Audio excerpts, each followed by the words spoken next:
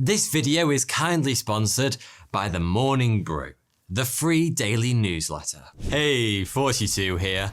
Nature is a dangerous place. That's why I haven't left this room for the last 8 years. Wild animals, extreme weather, poisonous plants, bacteria, those people from the movie Deliverance. There's basically an endless list of things out there queuing up to kill, maim, or eat you. So when I heard this story about a bunch of hikers who died in the Russian wilderness during a winter storm, I just shook my head gently and continued sipping my cup of self-righteous tea. Russia? Wilderness? Winter? What could go wrong, right? But this was no ordinary case of a camping trip gone awry. The Dyatlov Pass incident, as this misadventure has come to be known, is one of the most enduring mysteries of our times. And we still don't know for sure what happened 60 years ago on the slopes of Death Mountain, even though some scientists believe they have the answer. If you get lost in the Russian wilderness, then you'll want to have Morning Brew. Before Morning Brew, I used to spend my mornings scrolling through various social media, aimlessly looking for something to stimulate my sleepy neurons, but often found myself looking at the same monotonous news as the day before. Now with Morning Brew, I can be up to date with all the latest business, tech and finance news in just 5 minutes. Morning Brew is the perfect way to start your day. There's no dense and tedious articles, just relevant, informative updates written in a refreshing and witty narrative. The newsletter is delivered daily from Monday through to Sunday, meaning I'm reading new content day to day. I've learned some great stuff since using the Morning Brew, such as, did you know during the pandemic, luxury brands such as Rolls-Royce have actually seen a sales boom? And that 26% of all Apple podcasts have only ever produced 1 episode. Which means that if you commit to something, you have an instant advantage because roughly a quarter of your competition doesn't. So if you're interested in business, tech, or finance like I am, there's really no reason not to subscribe to the Morning Brew. It's completely free and takes less than 15 seconds. And to make it even easier, you can just go ahead and click the link in the description to subscribe today. It was January 1959, and a group of 10 hikers, mostly students at the Ural Polytechnic Institute in Western Russia, set off on their idea of a winter break. A hike over the Ural Mountains, a 2,500 kilometer range that separates Asia from Europe. The expedition was led by 23-year-old Igor Dyatlov, an experienced mountaineer who knew how to handle himself in the frozen insanity that Russians like to call winter. He and every other person in the group was a grade 2 hiker with ski tour experience. And when they returned from their trip, they were to be awarded their grade 3 certification, the highest available in Russia at the time. So not exactly a bunch of amateurs out for a weekend stroll. Their expedition was planned to last about 3 weeks, reaching Otorten Mountain, a peak not too far south of the Arctic Circle. But none of them would make it back alive. Well, apart from one, because he had a funny leg, but we'll get to that in a minute. The group travelled as far north as was possible by train, reaching the town of Ivdel in the northern Soviet province of Sverdlovsk Oblast on the 25th of January 1959. From there, they caught a bus to a place called Vizhai, followed by a lorry to a logging base called the 41st Settlement. Beyond that lay an inhospitable winter wasteland, populated only by wild animals, white walkers, and indigenous tribespeople known as the Mansi. After a night's rest, the intrepid explorers set off, hiking and skiing as they followed the Ospia River into the mountains. One of the group members, an economics student named Yuri Yudin, had to turn back due to joint pain induced by his rheumatism. But the others continued along the trail, never to be heard from again. Igor, the team leader, had promised to send a telegram when they arrived safely back in civilization, probably around the 12th of February. When no message arrived, people didn't make much of it. It wasn't uncommon for these types of trips to take a little longer than expected. But a week later, there was still no news, and the hikers' families called for a search. A volunteer group of fellow students went to the region to look for the missing hikers, followed by the police and later the military. On the 26th of February, members of the search party discovered the hikers' tent on the slopes of Kolatsayakl. Named by the local Mansi people, it delightfully translates as Death Mountain. The tent was covered in snow and appeared to have been cut open from the inside out. 9 sets of footprints led down the mountain to a forest about 1.5 kilometers away. Some prints showed people wearing shoes, others socks, and the remainder were wearing no shoes at all, suggesting they needed to escape the tent in a hurry. The same uneasy thought swept over the entire search party, and no, it wasn't, did someone just let off a killer fart inside the tent? That question was, why? At the edge of the forest, the searchers found 2 bodies lying next to the remains of a small fire. Yuri Doroshenko and Yuri Krivonoshenko. Both men were shoeless, dressed only in their underwear. Their hands and feet were badly burnt, and Krivonoshenko had bitten off a piece of his own knuckle. Then, in a landscape thick with snow and temperatures of -35 degrees Celsius, it would take another 3 months to locate the remaining bodies. 3 of them were discovered between the edge of the forest and the tent. Igor Dyatlov, the group leader, Zinaida Kolmogorova, one of the only 2 women in the party, and Rustem Slobodin. Kolmogorova had a long red bruise along the right side of her body, as if she'd been hit by a cylindrical object. Slobodin had a small fracture in his skull. From the position of their bodies, it seemed all 3 may have been trying to climb back up the hill towards their tent. Only in May, 2 months later, did the snow thaw sufficiently, revealing the other 4 bodies. Ludmila Dubanina, Alexander Zolotaryov, Nikolai Thibaut Brignol, and Alexander Kolovatov. They were discovered in a ravine on the other side of the woods. A legal inquest opened immediately after the first 5 bodies had been found, determined the hikers had all died from hypothermia. But that changed when the last 4 bodies were examined. 2 of them had major chest fractures, whilst 1 had major skull damage. They were also found wearing an odd mix of clothes. Ludmila Dubanina's foot was wrapped in a piece of the trousers belonging to Yuri Krivonoshenko, one of the men found next to the campfire, whilst Semyon Zolotaryov was found wearing Dubanina's hat and coat. Dubanina was missing her tongue, eyes, and part of her lips, whilst Zolotaryov was missing his eyeballs. Kolovatov had a wound behind his ear and an oddly twisted neck. He also had no eyebrows. The big question was, what had happened? Usually, missing eyebrows would be easy to explain. Put any bunch of students in a tent with vodka, and it's only a matter of time before someone loses a drinking game and forfeits his eyebrows to a razor. But the only booze the group had was a small flask of medicinal alcohol. Besides, even if they did have vodka, it wouldn't explain the other details of this mystery. In the 6 decades since the incident, there have been more than 75 theories about the circumstances that led to the deaths of these 9 hikers. Some people blame the Yeti, which is simply an abominable idea. Besides, the only footprints discovered on the mountain belonged to the hikers, and none of them had a particularly big foot.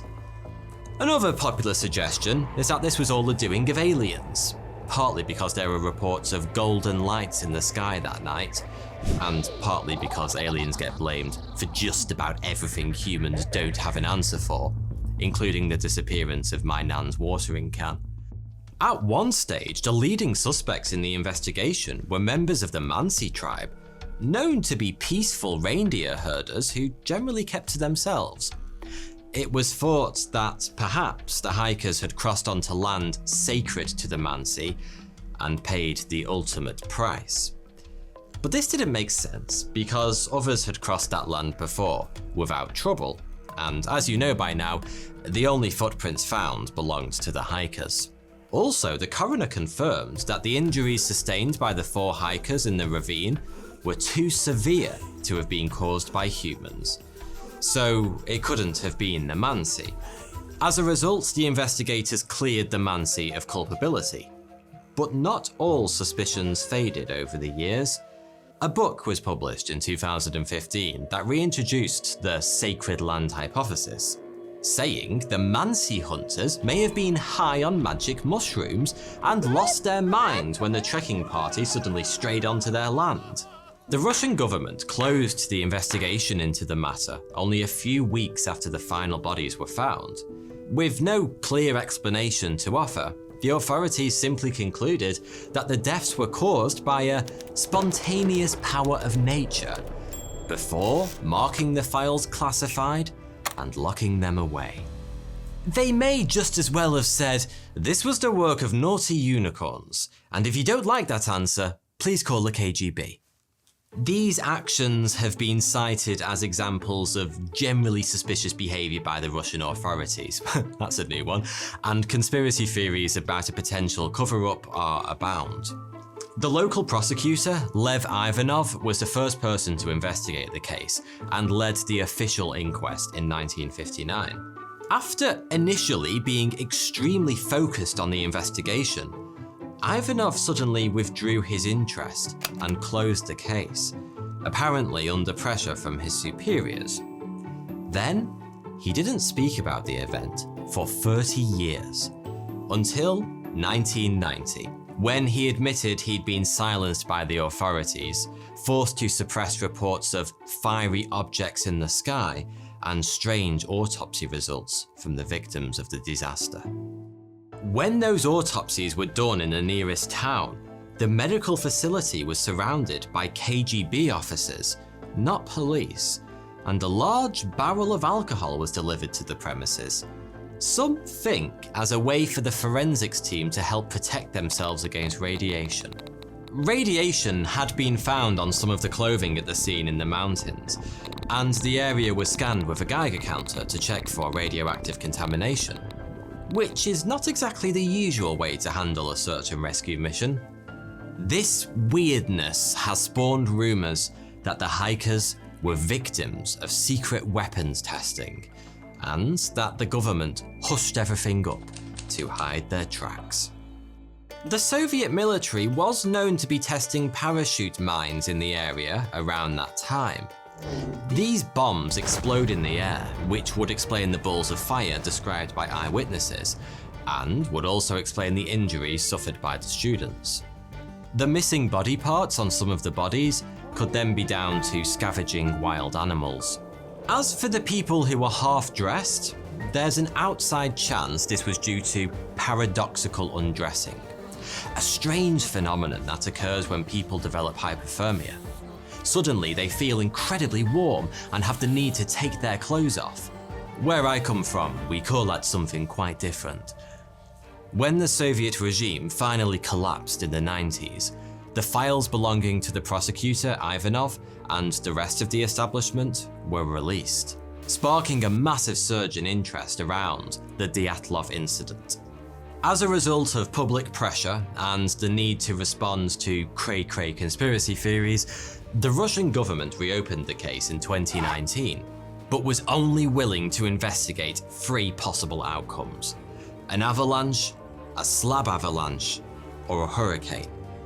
Criminal action was excluded as a possibility, because, weather never breaks the law.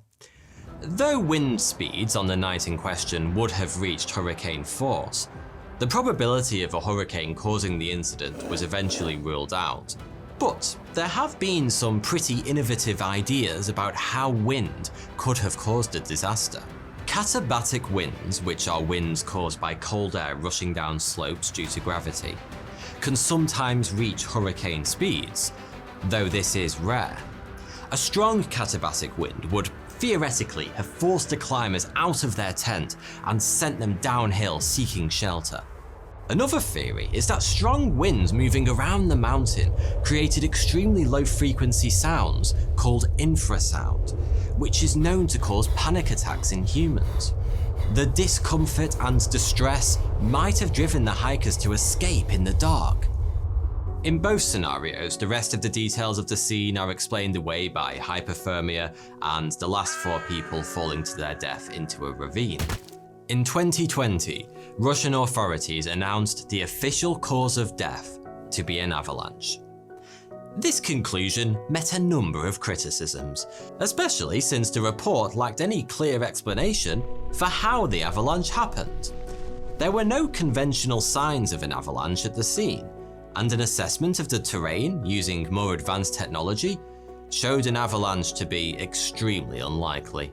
The group had cut their camping site into a slope that didn't seem steep enough to cause an avalanche, and there was no snow on the night of the event, so there couldn't have been more snow weight to trigger a collapse of the slope. The footprints leading away from the tent indicated 9 people walking down the hill, not running in panic.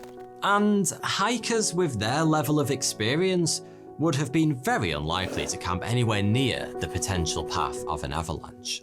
The climbers' injuries also didn't match up with typical avalanche injuries.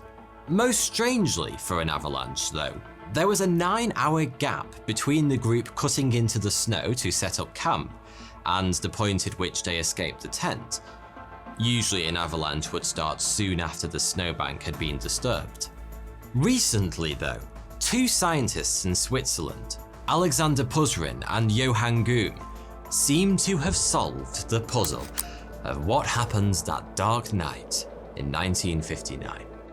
They used computer software originally developed for the Disney movie Frozen to simulate various possibilities, concluding that it was a rare type of avalanche that had forced the hikers to let it go. They learned that the slope was not actually so shallow after all, and that it was totally possible for a slab of heavy snow to slide down the mountain and land on the tent. The snow slab itself wouldn't have needed to be particularly large, but the weight of the snow could have done serious damage. In the 70s, General Motors ran a range of tests on 100 cadavers to see what happened to the bodies in simulated car crashes. The results were used to design car safety belts, but Puzrin and Goom used the data to understand what would happen when the force from a massive weight landed on a human body. They discovered that when a person is pushed against a rigid structure, the force could create internal injuries similar to those suffered by the hikers that night. The hikers would have been sleeping on their skis, so when the snow slab landed on top of them, it would have crushed them, causing chest fractures and skull fractures that would have badly wounded the climbers, but not immediately killed them. The avalanche would have forced them out of the tent and down the slope, where they would have hoped to be safer from further avalanches. This new study seems to offer a plausible explanation for what first went wrong that night in February 1959, but it can't explain the bizarre events that unfolded afterwards. It doesn't provide an answer for lights in the sky, or radiation on people's clothes, or missing eyebrows. But these questions will probably forever remain shrouded in mystery. Thanks for watching.